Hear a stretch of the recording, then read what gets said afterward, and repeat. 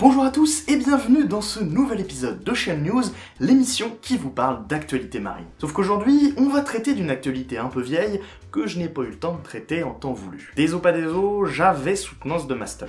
Il y a quelques mois, des images d'un animal très particulier ont commencé à être partagées sur les réseaux sociaux, des vidéos d'un gigantesque requin grande gueule. Ce requin, au nom si étrange, c'est une espèce qui n'est souvent pas très connue du grand public, alors qu'il est pourtant dans le top 3 des plus grands requins de notre planète, en compagnie du requin pèlerin et du requin baleine. Parce que le requin grande gueule, il peut mesurer jusqu'à plus de 7 mètres de long. Mais alors cet animal, pourquoi on n'en entend pas plus parler que ça? Eh bien principalement deux choses. Il faut savoir que cette espèce, ça ne fait pas longtemps qu'on l'a découverte, et en plus, c'est un requin qui passe le plus clair de son temps à plus d'une centaine de mètres de la surface. Donc c'est vraiment un animal très peu accessible et dont on ne connaît que très peu de choses. D'ailleurs, si on est tombé dessus la première fois, c'était totalement par accident. Ça s'est produit le 15 novembre 1976, près d'Hawaï, alors qu'un navire menait des recherches océanographiques dans le coin. Et ce navire, il a utilisé ce qu'on appelle des ancres de mer, un dispositif permettant de stabiliser le bateau par mauvais temps. Sauf que ce dispositif, c'est basiquement un énorme parachute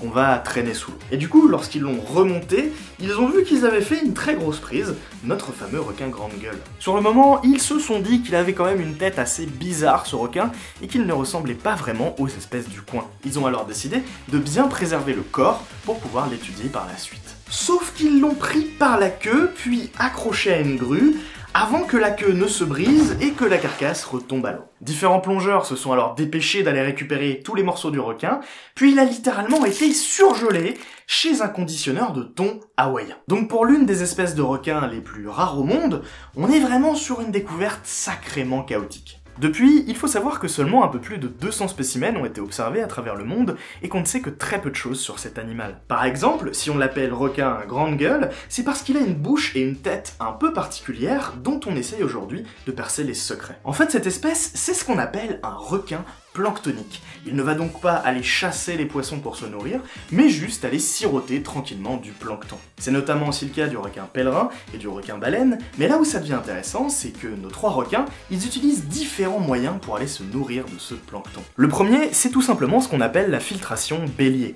En gros, ouvrir la bouche et nager tout droit pour faire rentrer l'eau de mer et filtrer le plancton au passage. Un deuxième mode, c'est la filtration dite par aspiration. Là, le requin ne va pas se servir de sa vitesse pour faire rentrer l'eau, mais va l'aspirer tout simplement avec sa bouche. Sauf qu'il existe un troisième moyen pour aller choper du plancton, et c'est ce qu'on appelle l'engouffrement.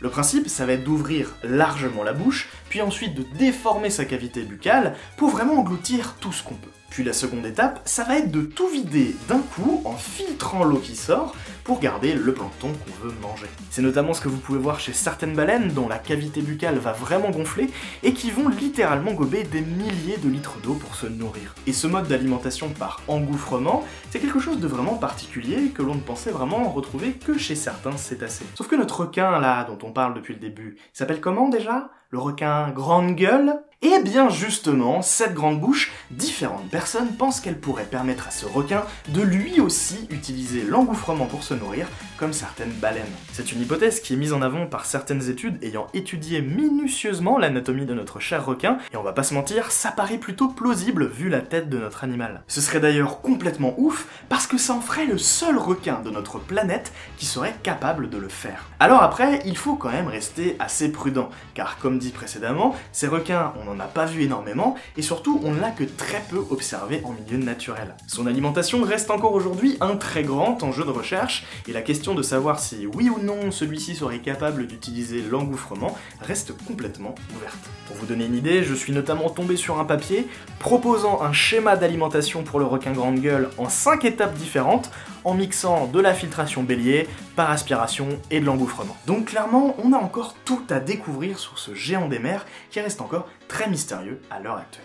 Si cette vidéo vous a plu, n'hésitez pas à me le dire à travers un commentaire et un petit pouce bleu. Comme toujours, si vous tombez sur des actualités marines qui vous intriguent et que vous voudriez voir en vidéo, n'hésitez pas à utiliser le hashtag OceanNews pour me le faire savoir. Enfin, un très grand merci aux différents tipeurs qui soutiennent mon travail, c'est grâce à vous que cette vidéo existe, donc si vous aussi vous souhaitez soutenir la chaîne, n'hésitez pas à aller faire un tour sur mon Utip. Sur ce, je vous laisse, à très vite pour un prochain épisode.